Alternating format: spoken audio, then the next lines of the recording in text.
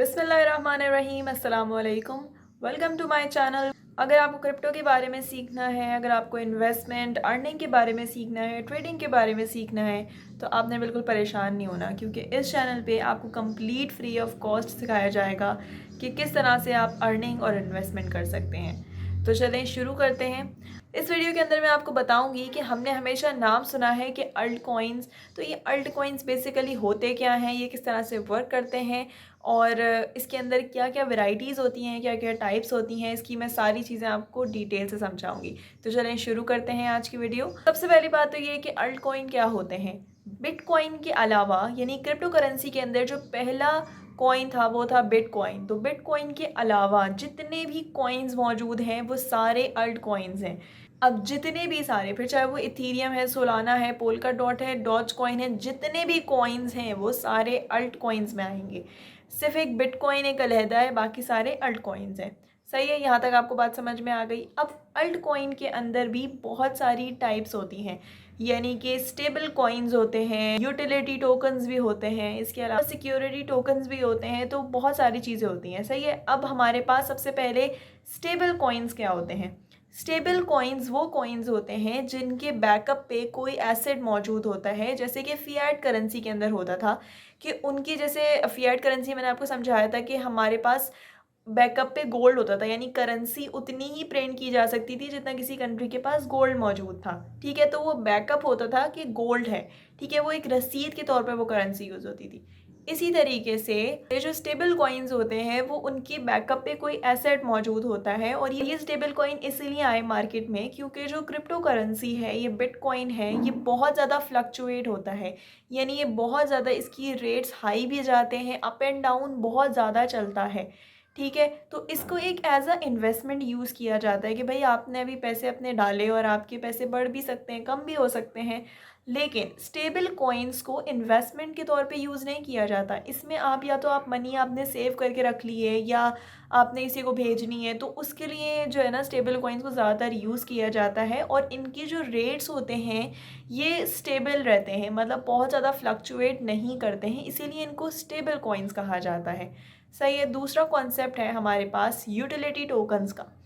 अब utility tokens वो होते हैं इनके ज़रिए आप या तो कोई फ़ी पे कर सकते हैं, किसी ट्रांजैक्शन की फ़ीस पे कर सकते हैं, किसी सर्विस की फ़ी पे कर सकते हैं, या फिर आप रिवॉर्ड के लिए भी वो कर सकते हैं। यानी अगर आप किसी नेटवर्क के ज़रिए रिवॉर्ड मिला है तो अपने रिवॉर्ड को रिडीम करवा सकते हैं, आप रिवॉर्ड ले सकते हैं अपना टोकन शो करवा कर।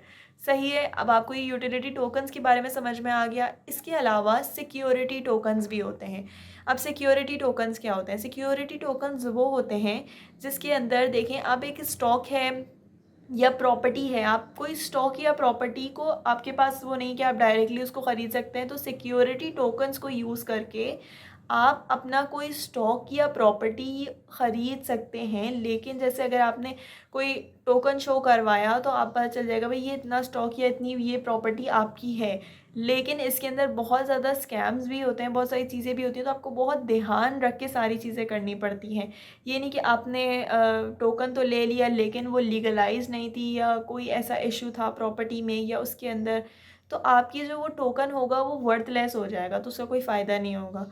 तो इन चीज़ों का आपने बहुत ध्यान रखना है। अल्ट कॉइन अभी फ़िलहाल मार्केट में बहुत सारे, यानी थाउजेंड्स ऑफ अल्ट कॉइन मौजूद हैं और वर्क कर रहे हैं। हर कॉइन के आने का मकसद ये होता है कि जितने भी पुराने कॉइन्स में लूप होल मौजूद होते हैं, यानी उसके अंदर जो मसले होते हैं, उन सारी चीज़ों को बेहतर से बेहतर बनाया जा रहा है। लेकिन देखें, बिटकॉइन सबसे पहला था, 2009 में आया था और एक वो पॉपुलर है और बहुत ज़्यादा हैं, उसके रेट्स हाई हैं। लेकिन सारे ही अल्ट कॉइन्स के ऐसा नहीं होता कि सारे ही पॉपुलर हैं, सारों के बारे में ही पता है। सारों के बारे में तो किसी को भी नहीं पता, आपको भी नहीं पता होगा, आपने चंद ही नाम सुने होंगे।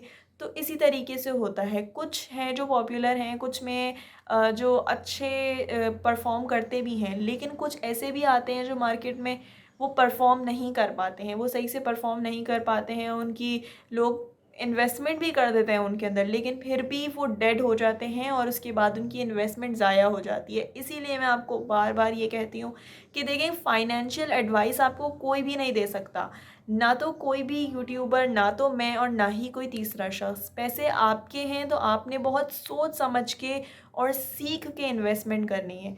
अगर आपने ऐसे ही कहीं पे भी इन्वेस्टमेंट कर दी, आपने कहीं पर भी काम शुरू कर दिया बिना सीखे बिना समझे, तो आप बहुत ज़्यादा नुकसान उठाएंगे। बनिस्बत अगर आपने सीख के काम शुरू किया होगा ना, तो आपका वो सीखा हुआ कहीं ना कहीं काम ज़रूर आएगा।